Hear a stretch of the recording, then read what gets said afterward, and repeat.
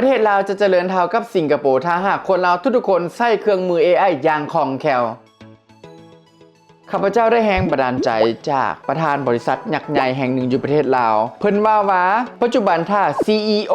บ่สามารถใช้เครื่องมือ AI เป็น30กว่าเครื่องมือหรือว่า30ชูนแล้วแน่นอน CEO คนนั้นจะล่าหลังและตามบ่ทันยุคบ่ทันสมัยและเฮ็ดให้เศรษฐกิจเฮ็ดให้ธุรกิจของตนเองนั่นค่อยๆถดถอยลงเพิ่นยังว่าตื่มอีกว่าถ้าหากว่าประเทศลาวของพวกเขาทุกๆคน7ล้านคนใช้เครื่องมือ AI เก่งหมดทุกคนแน่นอนประเทศลาวของพวกเขาจะเจริญเท่าเทียมกันกับประเทศสิงคโปร์ภายในระยะเวลา10ปีครูเซงก็ได้ไปศึกษาหำเฮียนอย่างลึกซึ้งเฮียนฮู้ใช้เครื่องมือ AI อย่างถึงถองอย่างจริงจังย้อนได้แรงบันดาลใจจากประธานบริษัทยักษ์ใหญ่คนนั้นและครูเซงก็ได้ฮู้ตื่มอีกว่าย้อนเครื่องมือ AI จึงเฮ็ดให้มนุษย์เฮาเกิดมี4สายพันธุ์หลักๆจึงเฮ็ดให้ศักยภาพของมนุษย์เฮาแบ่งออกเป็น4ขั้นตอน 1. Smart People บวกกันกับ AI เท่ากันกับไซบอร์กก็คือคนที่เป็นอัจฉริยะคนที่เก่งอยู่แล้วสามารถใช้เครื่องมือ AI เป็นจะสามารถผลิตผลงานได้เกรด A หรือว่าผลิตผลงานได้อย่างยอดเยี่ยมนั่นเอง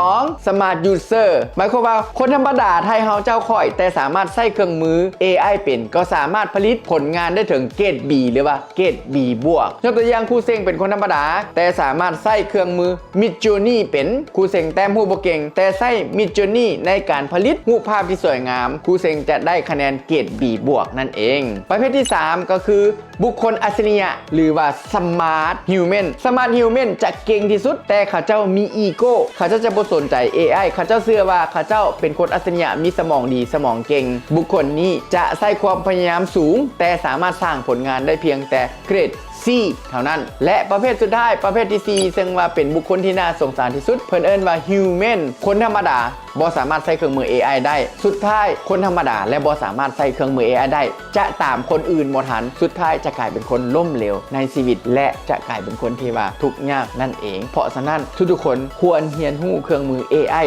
ตั้งแต่มื้อนี้เป็นต้นไปอัลกอริทึมิกลาโอส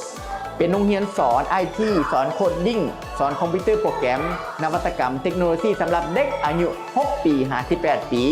พวกเขามีหลักสูตรหลากหลายเพื่อปูพื้นฐานให้ลูกได้เรียนรู้เกี่ยวกับปัญญาประดิษฐ์เกี่ยวกับ AI เกี่ยวกับโคดดิ้งเกี่ยวกับ IT นวัตกรรมเกี่ยวกับการตัดต่อวิดีโอเกี่ยวกับการออกแบบอย่างสร้างสรรค์พวกท่านสามารถพาลูกมาเรียนทดลองฟรีได้รับเด็กอายุ6ปี58ปีครูเซ็งเชื่อมั่นเสมอว่าการลงทุนที่คุ้มค่าที่สุดนั่นก็คือการลงทุนใส่การศึกษาเพื่ออนาคตของลูกๆพวกเขานั่นเองขอขอบใจ